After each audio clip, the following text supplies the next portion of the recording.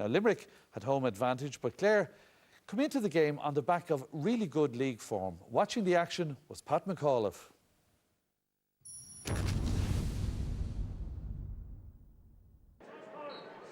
Clare are through to a Munster football final after an epic battle with an unlucky Limerick side at the Gaelic grounds. The winners led at one stage by 10 points, but in the end relied on a last-minute winning point.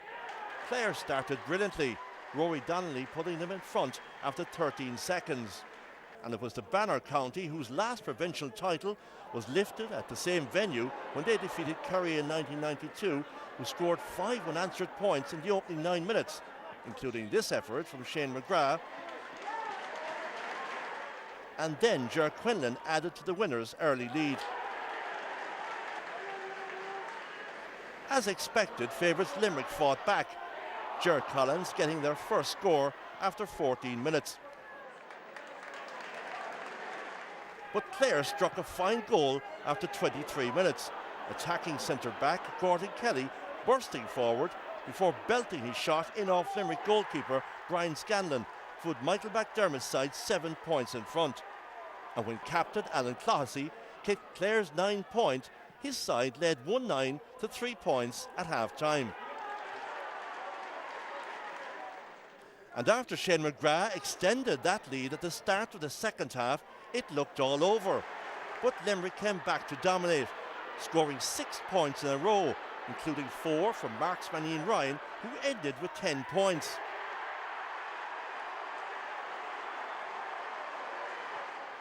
The Limerick forward kicked his side in front with his 10th point with just 5 minutes left.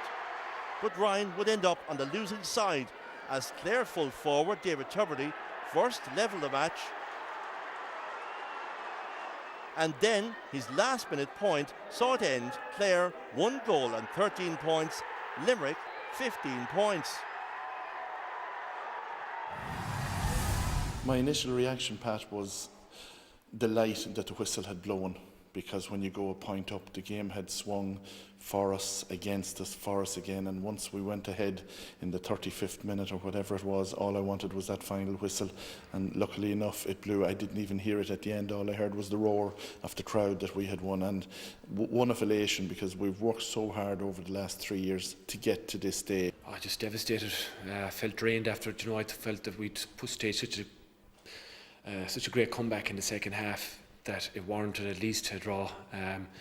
I think both teams played for a half each, really. I know Clare popped up and got the vital scores at the end, but I thought, we came back into the game. We scoring points. Ian Ryan was on fire for us, and we just didn't. I suppose when the final whistle went, the initial reaction just felt empty after it. We thought we'd done enough. Yeah, tough way to lose, and there's confirmation of the first provincial final of the season. It's Cork against Clare in Limerick. Hipped them in Ockram on the last day, and to bounce back and to win today is fantastic. And excellent forward in Tuberty, yeah, and then Gary Brennan, who'll be walk on to any team midfield. So lads like that in them positions are massive for them. But it was great to bounce back for them after the disappointment of the league and be in a Munster final. Kieran, you're a big fan of David Tuberty, I know. Yeah, absolutely. He played for Munster against Leinster in the interprovincials, and we couldn't handle him at all. He's a fantastic footballer, and it's great that he gets an opportunity to play in a provincial final. I think when you look at Cork or Kerry, nobody was talking about a Munster title. They were talking about whether they'd be in round 2 or round 4 of the qualifiers, or for Clare, for these players to get an opportunity to play in a provincial final, first time in 20 years. Great victory for them, and it will be a special day for them. Now they're going to be up against it, obviously. It's 20 years from when there won't be a cow milked in Clare, isn't it? Yeah. 92.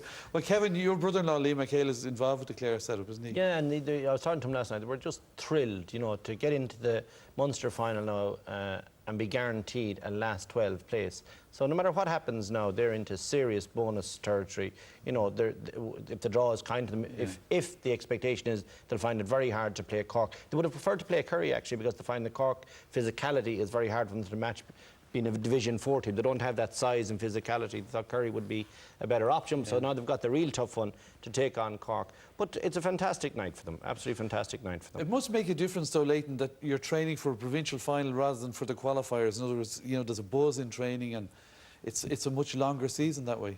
Yeah, definitely, and them lads will be chomping at the bit as well to be playing Cork, probably in a Munster final. they'll be loving training, and they'll be kind of enjoying going to training, like, you know, they'll be hopping in the car and looking forward to going training. But they'll give it a right rattle. It doesn't matter who they're playing.